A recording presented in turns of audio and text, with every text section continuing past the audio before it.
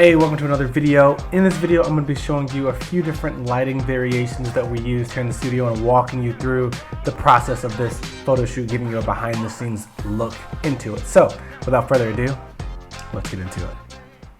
So a little bit of background for this shoot. I'm shooting with the Canon R5. I'm using the 28-70. I will switch out to the 85mm for a little bit, but mostly 28-70 just for a little bit more of dynamic movement for me. I've got the beauty dish on her right 22 inches with an AD400 PRO. So we took a few shots just to get warmed up with the stool. We decided to take it out, and then as you can see, she took her jacket and put it over her shoulders because the inspiration for this specific photo was right here. And so again, we took a few more photos from this particular shot. I decided though, I don't know if I liked just the one light. Right, I wanted to add a second light to give her a hair light, add a little bit more depth to the photo. And so you're gonna see a few changes happen over the next few, but here's a quick look at some of the photos.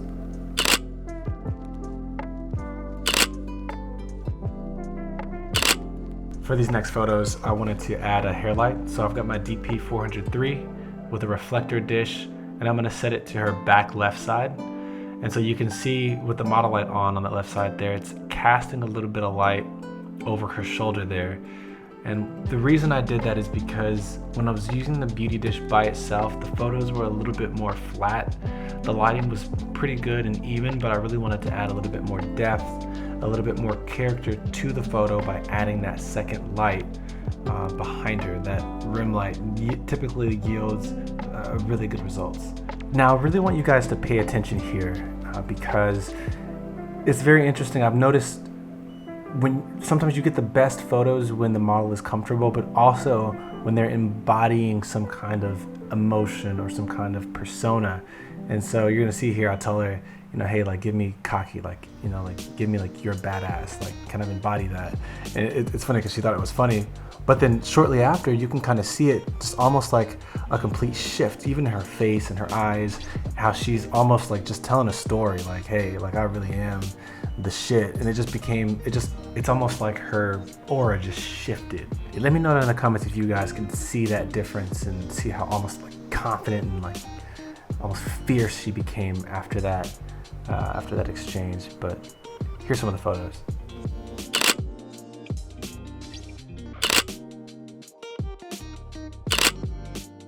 So for this next set, I decided to bring over one of my plants and have her sit right next to it, hoping that it would add even a little bit more character, a little bit more, make the photo a little bit more interesting. I love plants, and so I thought that would be a cool addition. For my settings, I'm shooting with the Canon R5. I'm going back and forth between the 85mm and the 28-70 f2.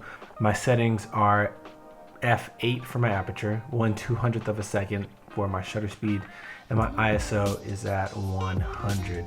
The reason for this, my aperture f8 is so that I don't really want any depth of field here. I want everything in focus. Obviously you could stop that down if you wanted some depth of field. My shutter speed I've got at 1/200th of a second because, again, I don't want any blurriness. I want as much sharpness as I can get, and also I want to eliminate any ambient light. You guys can see like I've got that light on above her. There's light in here so that, you know, you can see the video recording.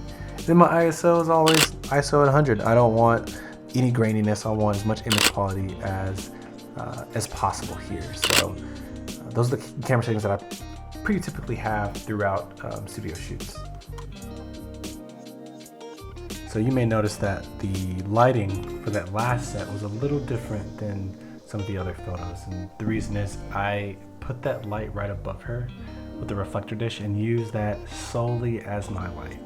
Because what I wanted to do was get a little bit more of a dramatic look.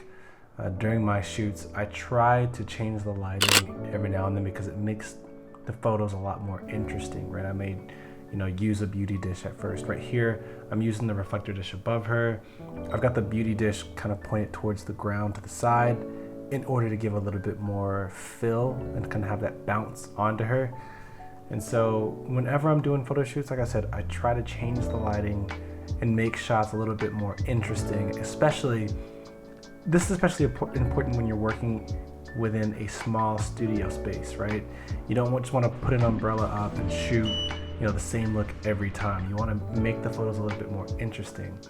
Now, it will take some patience on your part and the model's part, because you'll have to stop shooting for a little bit, change the light, get your settings correct, and then continue to shoot.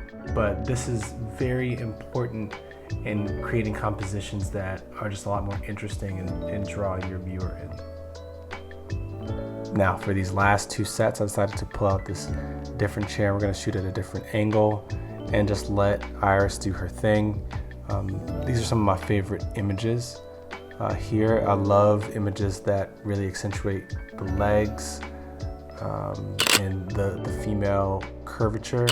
I really enjoy those photos. So you guys can see here, I'm using just the reflector dish with the beauty dish, creating some fill flash like I said before. Guys, don't be afraid to use harsh lighting. The reflector dish is relatively direct lighting, but the light that you can get from it it's beautiful.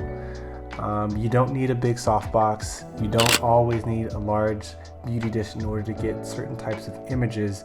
You can play around with different modifiers that aren't super expensive, but can really paint the kind of photos that you're wanting.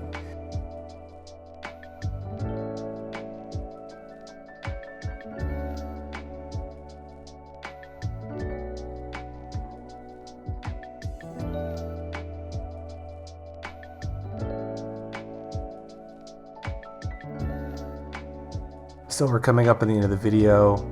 This is the last set. If you stuck this far, guys, thanks so much for watching. You may as well give me a thumbs up, right, if you stayed this long. But no, just kidding. Let me know down below in the comments, what do you want to see in these photo shoots? Are there things that you guys want to hear? Are there specifics or things that I'm leaving out? Let me know in the comments. I'm happy to answer any questions or just have a dialogue. But until next time, see you guys.